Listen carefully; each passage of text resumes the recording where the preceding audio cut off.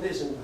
이를 칸트는 직관 또는 감각적 직관으로 무실사하지 않고 일정하게 질서 잡힌 감각적 내용들을 감각적 직관이라고 합니다. 그런데 감각적 직관을 통해 지각되는 사물들은 자 감각적 직관을 통해서 자 보세요. 이 감각적인 걸 통해서 얘들 내가 근데 색깔이 싹 없어지면 어떻게 되겠어요? 색깔이 없어지고 모양만 남아도 칩시다. 그 모양이 보이겠습니까? 안 보이겠습니까? 색깔 일체가 없어서 그랬어요. 그것도 또 그럼 안에 있는 색깔이 나오겠지. 그것도 색깔이니까 그것도 없어야 돼요. 아예 껍질 표면의 색깔뿐 아니라 그게 없어지면 또 안에 또 색깔이 있는데 그것도 없어지고 나의 모든 색깔이 다 없어지면 얘들 내가 보입니까? 안 보입니까? 안 보이죠. 유형인간이라고 그러잖아요. 그렇지만 색깔이 없다고 해서 모양 자체가 없어진 것은 아니니까 하면요. 아무것도 없어 보이는데 가다 보면 받칠까요? 안 받칠까요? 이거 지금 색깔이 하나도 없어 아예. 그럼 투명하게 보이겠죠? 아예. 근데 뭔가가 색만 없어졌어요. 그럼 가다 보면 뭔가 받치는 게 있을까요? 없을까요? 있겠죠? 근데 그것도 뭡니까? 다 받칠 때 느낌이 오죠? 뭡니까? 촉각적인 느낌이 오죠? 촉각적인 것도 감각입니까? 아닙니까? 감각이죠. 그것도 빼버리 봅시다. 빼면 받치는 줄도 모르고 못 갖고 있을 거예요. 왜냐하면 당당함이라는 촉각 내용이 없어졌다고 해서 이놈 자체가 없어진 건 아니라 이 말이죠.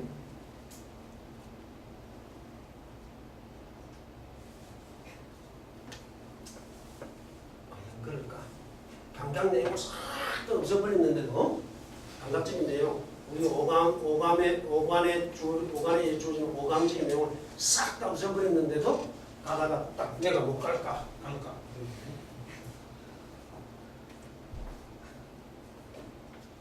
받치는 거 있죠. 이놈이 다 나를 밀어냅니다. 밀어내는 걸 갖다가 어려운 말로 자기 자리를 양보하지 않으려고 하는 거야. 이놈아 내가 이쪽으로 가면 여기 있고 자기 자리를 만들고 여기 가면 또 요 자리에 있고 내가 손을 막 집어넣어도 안 들어가. 손을 막 집어넣어도 안 들어가죠. 이런 걸 진충성이라고 합니다. 뭐냐니까 꽉 차있다 그 말이죠. 자기가 꽉 차있음이라고 하는 것은 감각적이라고 보기가 좀 쉽지가 않아요.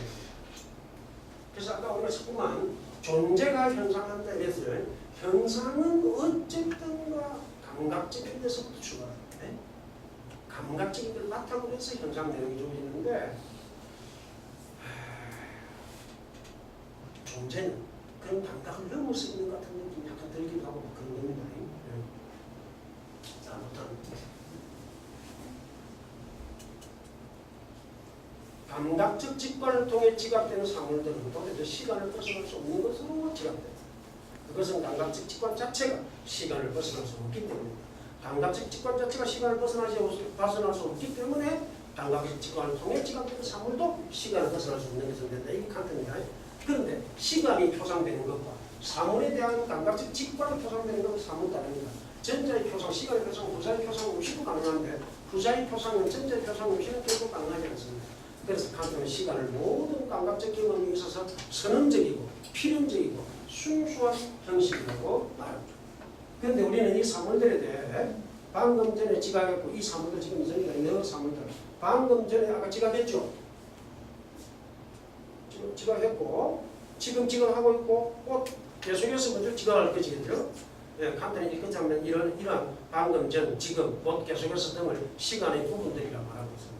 그리고 이 시간적인 부분들이란 1차원적으로 무한정한 것으로 표상되는 유일한 시간의 부분들이라고 말합니다. 시간은 하나밖에 없다. 1차원이 되는 거예요. 이건 이제 칸트가 조금 칸트적인 시간 개념에 들어가면 좀 재미가 없어요. 예술적 시간 이런 게 좀 나오기 쉽지가 않습니다. 칸트가 말하는 시간은 한편에서 보면은 물리학적인 시간하고 수가 같습니다. 1차원적이라고. 그래서 정정하면 시간은 그 자체 유일하게 무한정하면서도 모든 감각적인 경험에서 필수적인 감각적 직관에 대해 선언적이고 필연적이고 순수한 형식이다. 다만 이때 감각적 직관을 담당하는 우측 능력을 감성이라고 말합니다. 감각적 직관을 만들어내기도 하고 담당한 그걸 갖다가 고성에 넘겨주기도 하고 이러는데 그걸 감성이랍니다. 하기 때문에 감각적 직관의 형식으로 시간은 곧 감성의 형식이 됩니다. 감성은 의식 활동 중에 한 방식입니다. 지성도 있고 이성도 있고 이래 의식능력에 그 얘기하다 보면 간트 얘기하다 보면 시간이 많이 가는 거거든요. 아무튼 감각적 직관이 현출한다, 나타난다 그 말입니다. 감각적 직관의 현출에 시간이 필연적으로 작동한다는 것은 시간 동안 지나고서 일체의 현상이 불가능하다는 것을 말해줍니다. 시간이야말로 현상이 성립하는 근원적인 통로라는 것이죠. 말하자면 존재가 현상으로 나아가면서 시간이 필연적이면서 근원적인 통로라는 것입니다. 그런데 칸트는 현상이 철저하게 로고스이고 철저하게 그래서 현상에는 그 어떤 모습도 허용될 수 없을 뿐만 아니라 일체의 경험적인 개념들에 의해 인식적으로 정돈된 것을 현상을 아니라 현상을 그걸 넣어야 되는데 뿐만 아니라 현상을 일체의 경험들에 의해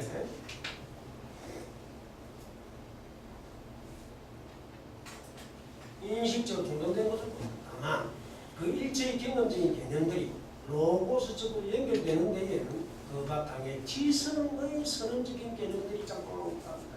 지성의 선언적인 개념이 또 있대요. 이게 아주 복잡한데 이걸 뭐라 그러냐면 범주라고 합니다. 카테고리 N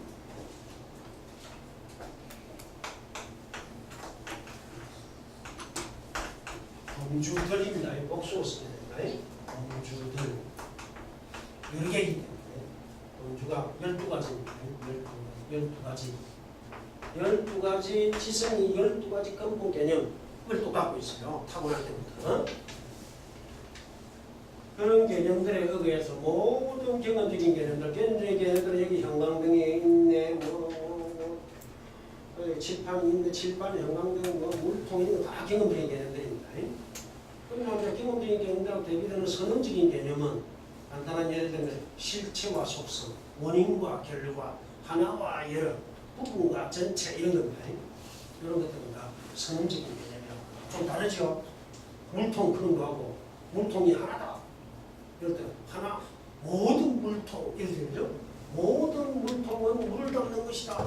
모든 그런 것은 무슨 전체죠. 전체와 부분 이런 것들은 말하자면 일과 다 기사하는 게 또 있거든요. 이런 것들은 전부 다 지성적인 개념들인데 지성적인 선언적인 개념입니다. 지성의 선언적인 개념. 그래서 근데 온 우주가 그래서 보편적인 자연 법칙에 구성될 수 있다고 봅니다. 이때 온 우주는 바로 현상입니다. 칸트에서는 온 우주라고 하는 것은 현상계라. 현상계. 현상계라 그때는 거기에 이미 감성이 작동을 하고 지성이 작동을 하고 해서 성립한다 이런 겁니다. 아까 그래서 이런 말 했죠. 존재가 현상이 된다. 똑바로 되나? 존재가 똑바로 현상으로 바로 이관될 수 있으면 현상만 보면 우리가 바로 존재를 보는 게 되지만 그렇게 볼 수 없다 그랬죠. 왜 그랬습니까? 현상에 의식됨이라고 하는 게 있다. 칸트의 경우에는 지금 의식됨이라고 하는 것은 무슨 말입니까? 감성의 형식을 이게 시간 공간입니다. 시간과 공간입니다. 감성의 형식들이 있고 또 지성의 개념들이 있습니다. 선언적 개념이 됩니다. 왜냐하면 모든 개념들은 사실 다 지성이 만들어냅니다. 경험적인 개념들은. 나의 지성이 만든다고 생각하지 마시고요. 이런 것들이 의식됨이라고 하는 칸트에서 이런 것들이 작동함입니다. 작동해서 현상이 나타나서 성립된다 이 말입니다. 그러니까 이걸 쏙 빼버리고 이런 작동을 빼버리면 자 어떻게 될까요? 그러면 이 존재는 어떻게 칸트의 경우입니다. 칸트의 경우에 의식됨을 갖다 쏙 빼버리면 현상도 쏙 빼버리게 되고 그러면 우리가 존재를 갖다가 추론할 수밖에 논리적으로 추론할 수밖에 없는데 볼 수는 없고 절대 현상이라야 볼 수 있습니다. 볼 수는 절대 없고 추론을 할 뿐인데 추론해 보면 시간과 공간이 있을까요 없을까요? 없는 게입니다. 존재 자체가. 근데 이 시간과 공간도 차지하고 있지 않고 시간을 통해서 흐르지도 않고 하는 그런 종